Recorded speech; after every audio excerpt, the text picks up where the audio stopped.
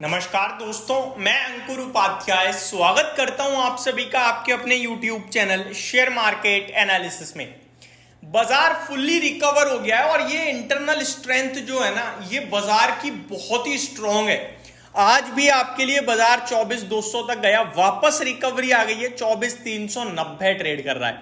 नीचे से 190 पॉइंट्स की रिकवरी निफ्टी में हो गई है, डे हाई पे ट्रेड कर रहा है। तो ये बाजार में जो चल रहा है वो समझना नेक्स्ट टू इम्पॉसिबल है। आपका ग्लोबल क्रैश हो गया, उसके बावजूद आप गिरकर खुलते हो लेकिन वापस रिकवरी मार रहे हो।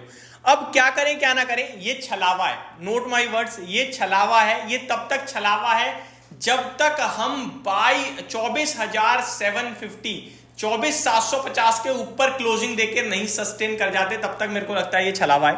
ये आपके लिए सारा का सारा जो मूव है, ये चल रहा है आपका एक्सपायरी रिलेटेड एक्शन।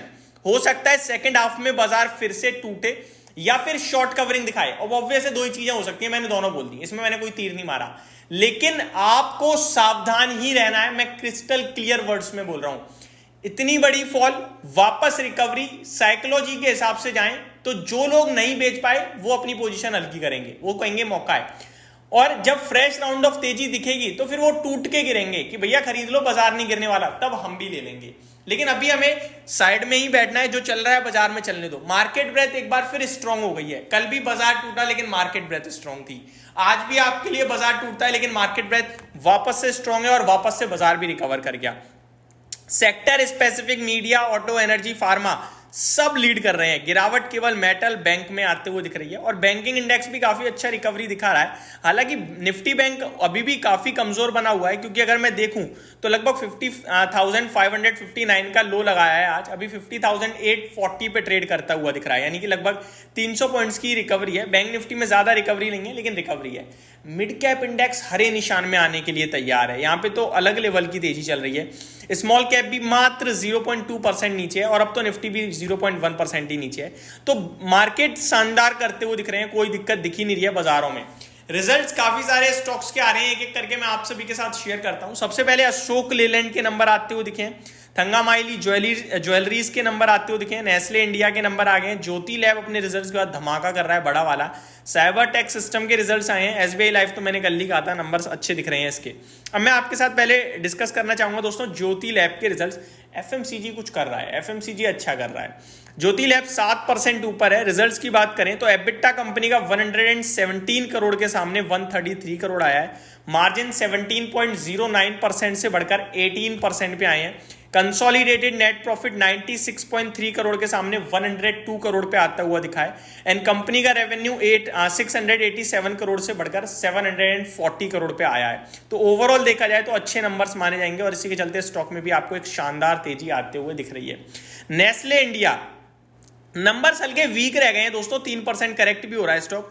कंपनी का मुनाफा 690 करोड़ से 750 करोड़ आया है, लेकिन अनुमान था 800 करोड़ का, तो अनुमान से कमजोर रह गई। अगर रेवेन्यू की बात करूं तो 5,075 करोड़ का अनुमान था, 4,800 करोड़ पे आया, तो ये भी कमजोर रह गया। अगर आप नोट करें तो अनुमान से सब कुछ कम है, अगर आप साल दर साल कंपेयर करेंगे तो सब कुछ ऊपर है। मार्जिन 22.66% से बढ़कर 23.15% पे है, लेकिन अनुमान 23.7% का था, तो एस्टिमेट से खराब हो गए हैं। एबिटा कंपनी का 1056 करोड़ के सामने 1114 करोड़ पे पहुंचता हुआ दिखा है कंपनी का साल दर साल। आगे अगर बात करूं तो Jeevan small finance bank and Thangamayil jeweller के नंबर आए हैं, लेकिन हम बात करेंगे अशोक लेलैंड के बारे में। शेयर आधे % नीचे दिख रहा है। रिजल्ट्स इसका भी सेम कहानी है नेस्ले जैसी, नंबर्स अच्छे हैं लेकिन नहीं, नंबर्स भी अच्छे नहीं है। साल दर साल 576 करोड़ से प्रॉफिट घटकर 525 करोड़ का रह गया है। अनुमान 572 करोड़ का था, तो अनुमान से भी कम है, साल दर साल भी कम है। रेवेन्यू 8150 करोड़ के सामने 8600 करोड़ का आया है, घटकर आया है। अनुमान 8750 करोड़ का था। अशोक लेलैंड गिर भले ही नहीं रहा, लेकिन रिजल्ट्स इसके खराब दिख रहे हैं मुझे।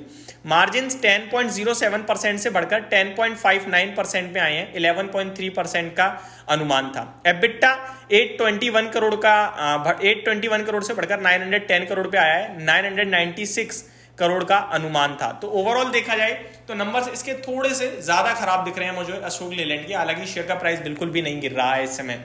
आगे अगर मैं आप सभी के साथ बात करूं और कुछ स्पेशल स्टॉक्स की, तो टॉप लूजर सुबह से एक्सिस बैंक बना ही हुआ है, वही लेवल्स पे है। देन नेस्ले अपने रिजल्ट्स के बाद निफ्टी से नीचे आ गया है, लेकिन टाटा मोटर्स 1080 5% की तेजी, आपके साथ वीडियो भी बनाई थी। ओएनजीसी में 3% की शानदार तेजी है। एसबीआई लाइफ बाजार में धुआंधार तेजी दिखाता हुआ दिख रहा है। टाइटन में हल्की करेक्शन आते हुए दिख रही है, लेकिन टाइटन के लिए चीजें काफी पॉजिटिव हो रही हैं, तो इस स्टॉक को आप पॉजिटिव वे में ही ट्रेड करें तो ज्यादा अच्छा रहेगा। बाजार ऑलमोस्ट 1:1 के रेशो में, थोड़ा सा पॉजिटिव स्टॉक्स की संख्या ज्यादा है। तो ये अभी की फ्रेश अपडेट थी, होप आपको सारी चीजें समझ में आई होंगी। Thank you so much for watching this video, have a great day guys.